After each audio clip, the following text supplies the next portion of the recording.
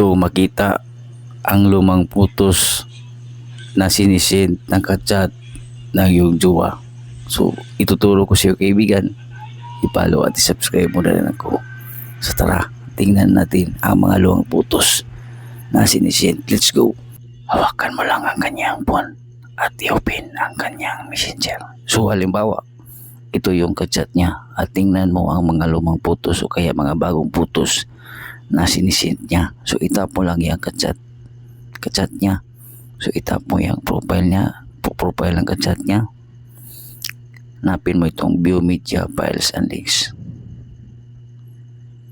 So dito mo makikita ang mga putos, mga files na sinisend niya doon sa kanyang messenger. So yan, may mga links din. So ganun malaman kaibigan ang mga sinisend na lumang putos doon sa kachat ng iyong jowa. Kalimutan i-share natin videos. Salamat.